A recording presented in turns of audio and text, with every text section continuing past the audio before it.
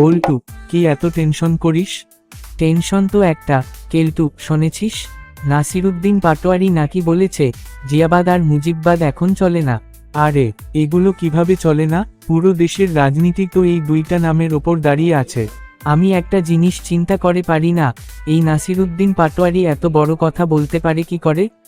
তুই ঠিক বলেছিস বল্টু, কিন্তু আমার মনে হয় নাসিরুদ্দিন পাটোয়ারি নাগরিক কমিটি আহ্বায়ক হয়ে অতীতের সকল রাজনৈতিক নেতাদের ভুলে গেছে।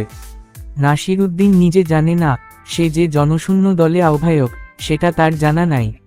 একটি রাজনৈতিক দলের নিবন্ধন করতে হলে 64 জেলায় তার একটা দলের রাজনৈতিক অফিস থাকতে হয়, কিন্তু তাদের অফিস থাকা তো দূরের কথা, 64 জেলায় একজন করে কর্মীও নাই।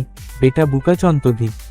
ওরা দেখছে 5ই আগস্ট ছাত্র আন্দোলনে শেখ হাসিনাকে দেশ ছাড়তে বাধ্য করেছে, মনে করছে তাদের কথায় সব ছাত্র জনতা মাঠে নামছিল। বেটা নাসিরুদ্দিন পাটোয়ারি, এখন পারলে তোর নাগরিক কমিটি নিয়ে মাঠে নাম, দেখি কজন মানুষ সাড়া দেয়। তোর মতো ভুইফোর দল কত আসলো আর গেল।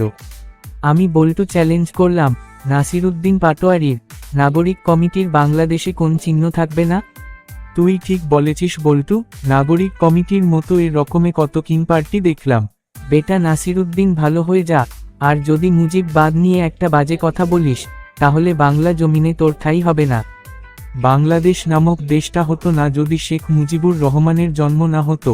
1971 সালে তুই আর তোর বাবারা কোথায় ছিলি, বেটা বুকাচন্দ্র? এখন যে লম্বা লম্বা কথা বলছিস বেটা, তোর বাংলাদেশের প্রতি কি অবদান আছে বেটা? আরে ও হলো পাকিস্তানি বীজ, দেশ ধ্বংসকারী মির্জাফর। তুই ঠিক বলেছিস।